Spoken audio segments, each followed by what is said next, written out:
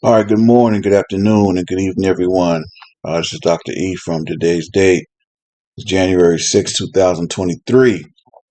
If you're listening to the sound of my voice, that means you were blessed to see another day. And for that, all praise, honor, and glory is due to the Most High God of Israel, the God of Abraham, Isaac, and Jacob, for now and forever. All right, everybody, welcome, welcome, welcome. I got a whole bunch of new subscribers. If you're new to the channel, I want to say welcome. Appreciate you all, even if you've been here for a while or somewhere in between. Welcome, and I appreciate you all as well. If you're new to the channel, make sure you hit that subscribe button, hit the notification bell, and select all. That way, you'll be notified every time I upload a new presentation. Now, real quick before I get into the video I want to share with you all, this channel is like no other on the internet. It's just really not. You can label me a black channel, that's fine, I represent much more than that. I represent knowledge, wisdom, right? Enlightenment, encouragement, understanding. I want to encourage people, enlighten, teach. This is the Hebrew Israelite Online Learning Institute, so you'd have to figure, yeah, it's going to be some learning here. I'm going to teach, Black history, teach history on things that a lot of our people, never knew about, or doesn't get much, or didn't, or never got much, um, shine, if you will, right? So, and just things that are, and at the same time, keep it interesting, so I decided that, basically I was going to incorporate a little bit of everything here. You're going to get some music, you're going to get, inspiration, you're going to get, sports, a lot of knowledge, from different people, different places. Because my thing is, God will use whoever as a vessel, whether it's a woman or a child, or, I mean, you got to figure if he spoke through a donkey, he could use a woman or a child, or whoever he pleases. I mean, so, knowledge and wisdom can come in all forms. And I respect that, and, I want to uphold and be a beacon of light, for many of you or whatever. So, that's what we're called to do, and to be that beacon of light. And sometimes we know that can be a little difficult, but I mean, we keep moving. For those who aren't familiar with me at all, this channel is chock full with, all kinds of knowledge about me. About dealing with DNA and genetics, and how it relates to the children of Israel, and E1B1A being Jacob's holy haplotype, the whole nine. The Most High God raised me up 8 years ago, and brought this information forth and released it to the children of Israel. Once I reckoned my genealogy as a child of and seed of Jacob. So that's that. But you're going to get that definitely. And some of the stuff I post, people are not going to like, or whatever the case may be. That's fine. You can't please everybody. But it costs you nothing to be here, right? So I'm assuming that people are here because for whatever reason, they like some segment of what I'm bringing forth, right? Regardless of what it may be, I appreciate the fact that you all are subscribed and taking active part, in the channel. Um, so yeah, just my testimony is here. Definitely check that out. Who I am, how I came to be, here, whatever. I've been here 8 years now, right? I was on a journey of a long time ago. I'm gonna be 55 years old here in another 8 days, right? So yeah, I'm kind of somewhat of a older cat. Been around for a minute. A lot of these young cats call me old school. That's fine. I'll be that. you know, at least for me, with my age came a lot of wisdom. Way back in the day on my journey, I was a 5%er nation of gods and earths. I went from that to, taking my Shahada, and I was a Sunni Muslim. Salat 5 times a day, Juma on Fridays. You know, um, my first Ramadan, taught me discipline. It really did. Because I mean, from sun up to sundown, you can't eat, drink, smoke, nothing. That was, oh man, that was something else. So I learned a lot from everything. Every stage I went through in my life along my journey, I learned a lot. So that's why I don't hate on or reject any Muslims or reject any Christians or reject anyone, but it doesn't take away from who I am right now today, and that is a Hebrew Israelite. Okay. But I still have a profound love, admiration, and respect for brothers like that came before me. Malcolm X and Martin Luther King, and Brother Louis Farrakhan, and Marcus Garvey. The name, the list goes on of a bunch of men who I admired. Didn't have nothing to do with their religious affiliation or whatever the case may be. At the end of the day, we were all black men, right? And whether we know it or not, we come from the same seed. So anyway, that's that. I wanted to share this lesson from the brother minister, man, speaking about the relationship he had with his mother. I've never heard him talk about his mother and just how important the relationship is between a mother and a son. And it just struck me, man, so profound. I had to share this. I mean, it really struck me, man. So I wanted to share it with you all. And again, everyone's welcome here, man. I don't hate on anyone. I don't reject anyone. And, just know that I am who I am. It is what it is. And I love those that love me, and anyone that wants to stand with me and my people is all good. You're welcome. And on that note, I'm going to go ahead and play the lesson. So until next time, it's Dr. Ephraim signing off, saying Shalom, elect.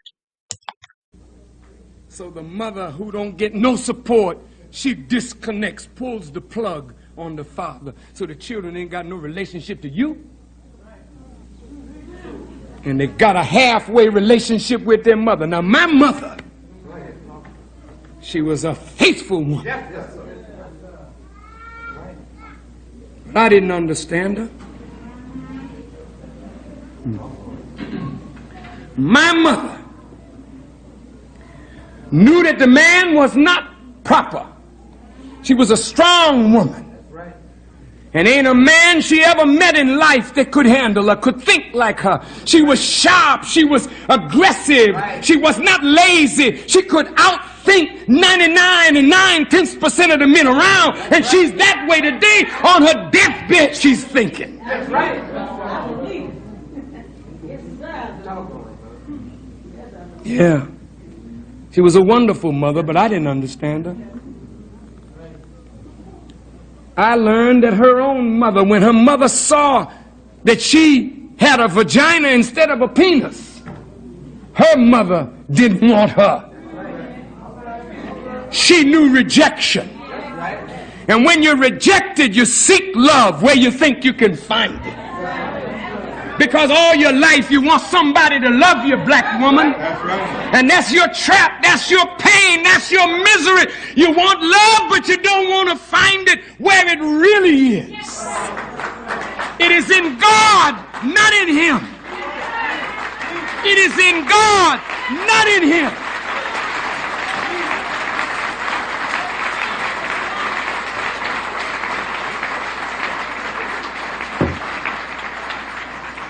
And that's why women are in the church and they fill the church up. And they jump and shout and run. You think your wife done went crazy. No. She said, only Jesus cares. Only Jesus knows my trouble. I can't connect to nothing around me. Let me find it in Jesus. Oh, it's something, sister. You're trying to get there, but your relationship, even with Jesus, is a sick relationship. You can't help it because you're sick. I'm sick. We sick. The world is sick. Now let me go back to my mom. There was no man in my house to take care of us. And I ain't never seen no man in no bed with my mother. Never. Never. I didn't have to go looking for my mother. My mother would have to come looking for me. And if she looked too long when she found me, I understood not to have her come looking anymore. I have a strong black mother.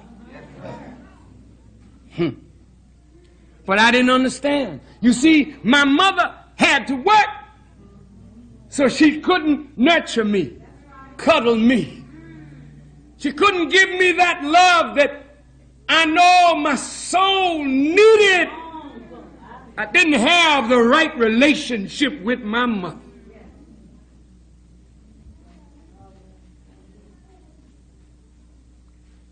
So there was a need in me, unfulfilled. I never went to bed hungry. My mother sometimes only had 10, 15 cents. But I didn't know she didn't have $1,000 because she knew how to take nothing and make something out of it. When it was cold outside, she made sure there was oil in the house, in the heater. And early in the morning, I never got up and saw my mother in the bed. Whenever I got up, she was already up. She had my underwear already cleaned and ironed, and she would put them over the stove so that it would be warm, so in the coldness of the house I wouldn't have to put on cold underwear. She was busy over the stove making me a full breakfast, no little jive. Here's a little nasty sandwich. But the woman knew whatever she knew of health, and she didn't know proper food, but she knew this, that her children had to have good solid meals. Hell yes, love. But what child knows that kind of love when you've been separated from the breast and you haven't been cuddled enough to be secure psychologically? This is why these children are so psychologically damaged, because they never had a proper nurturing and relationship and a weaning with their mothers. You produce the chemical imbalance by not nursing.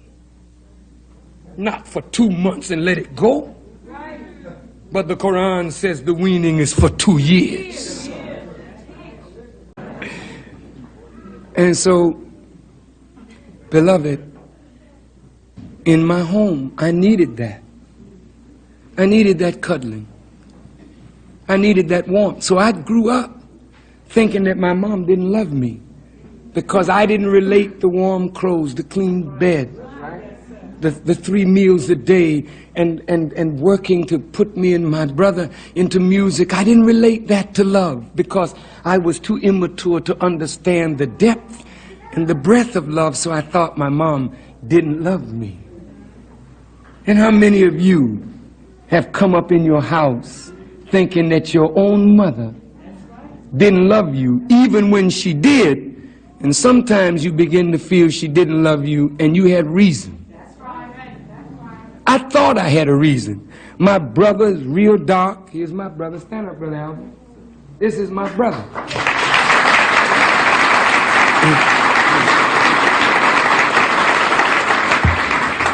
He's really my half-brother, because his father is not my father. But my mother never allowed us to think of 2 different men. We were one in her.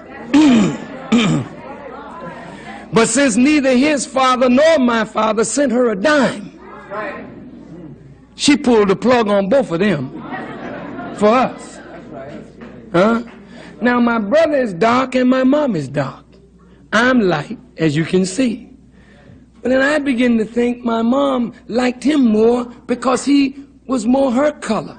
And he began to think she liked me more because I was light. So all the while growing up, he and I as brothers never related right. Our relationship was not good. Because when she would leave, I mean, he had a chance then to whoop the hell out of me.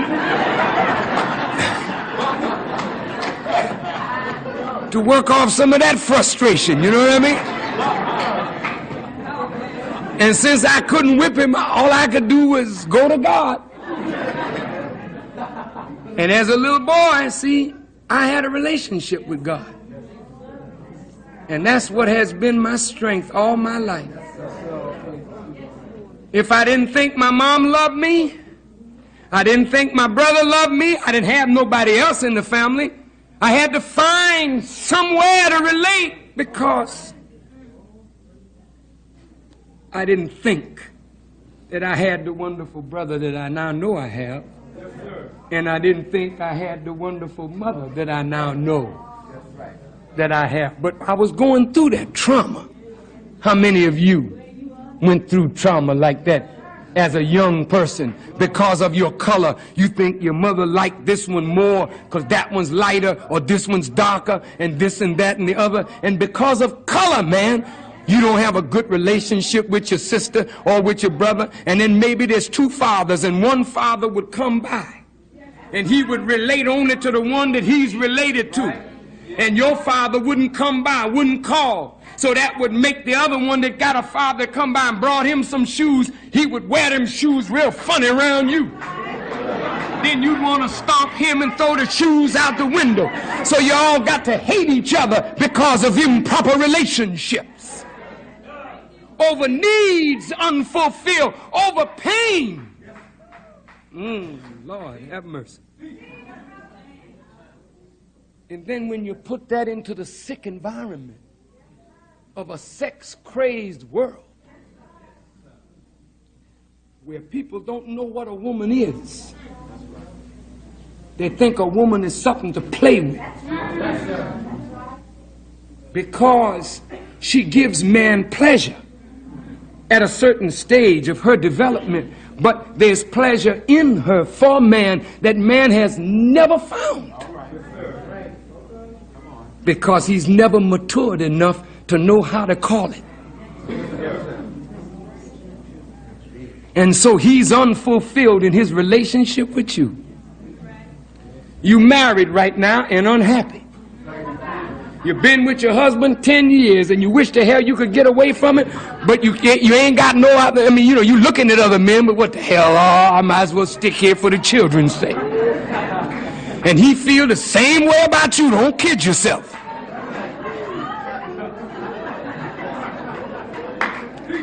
I'm getting the hell out of this. That's why it's called honeymoon, and it don't last long. The honey hardly falls over the moon before that thing is over, brother. Y'all all right?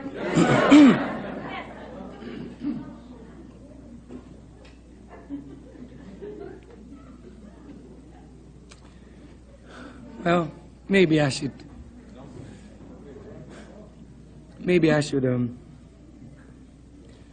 try to move as quickly through this as possible, because I didn't write any notes on what God was showing me.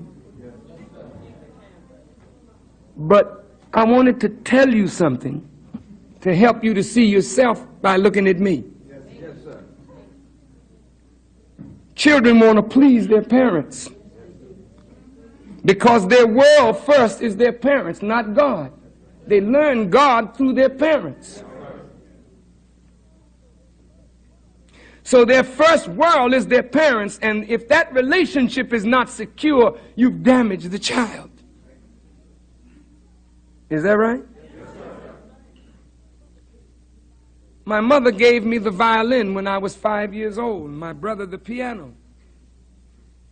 I didn't know when she gave me the violin. I was a little boy, 5.5 years old, so I couldn't reject the violin, you know. But even at that age, you know, I heard that violin is for sissies.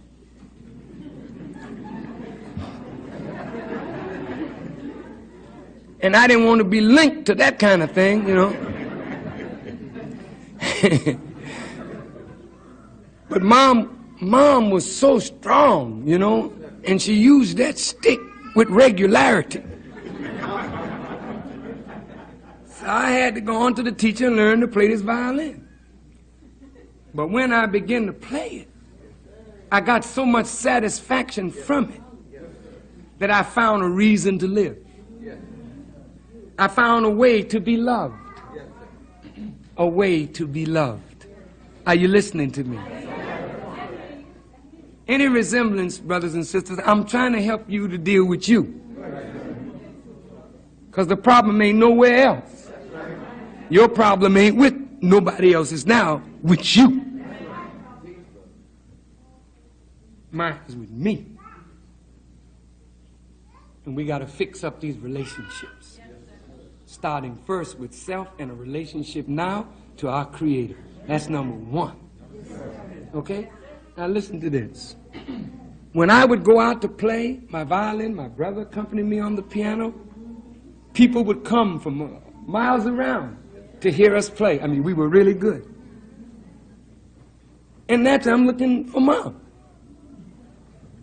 I'm playing. I've been practicing all week with that stick over my head. Now I'm playing. I'm looking to see if Mom is going to show me approval. My mother's this kind of woman. She don't care who hollers. She sat with her arms folded with a little smile on her face.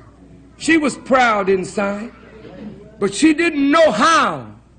Because of the way she was reared, she didn't know psychology. She didn't know the workings of the mind. She didn't know none of that. So she didn't know how to smile and let me know, my son, I'm proud of you, boy. So I didn't care how many other people was hollering and applauding. I'm looking for Mama. But Mama wasn't applauding. It's like you did something wrong, see? So I go back home, she had a stick waiting. All right, boy, get up there and make it perfect. So I play some more. By the time I got to be 10, 11, 12, I was playing so well. Now I didn't need anybody to tell me to practice. I would practice 4, 5, 6 hours a day. Now I'm getting into this thing because I found my reason for existence. I was fast as lightning and on track. But Mama didn't care too much about sports, so she never came to see me run. See, I'm looking for approval. That's what I'm trying to tell you. I want approval. I want to know that I'm loved. I want to know that I'm all right. But if I can't get it from my mother, then I got to look elsewhere. So when I met my boys, me and my boys hung out. And that's why you can't get your children away from the boy on the corner or the girl around the block, because she's giving them something that they never found at home. She's giving them a relationship. The gang is giving them a relationship that makes them feel secure.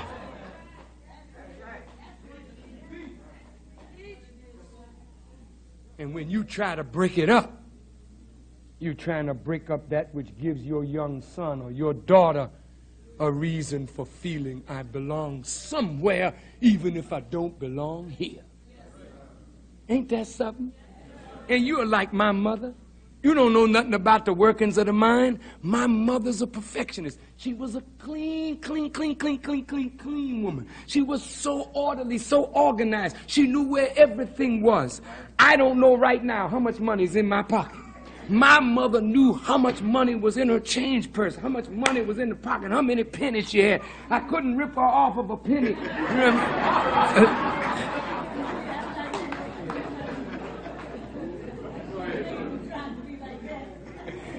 And you know, children, they slip into their mama's purses when they... Didn't you do it, brothers? Maybe there wasn't nothing there, but, I mean, my mom had a few pennies in there. You could get so much for a penny in those days. Maybe if you took some money today, it would definitely come up missing. But we could buy so much candy for a penny, brother. We would lay in the candy store, you know, but Mom was too clever. She would put cookies in the jar, and she would know how many cookies was in the jar. So if she came back and told us, don't touch the cookies, we would eat the cookies and fluff up the jar thinking Mama would know. Mom would beat the hell out of us that night, boy, 'cause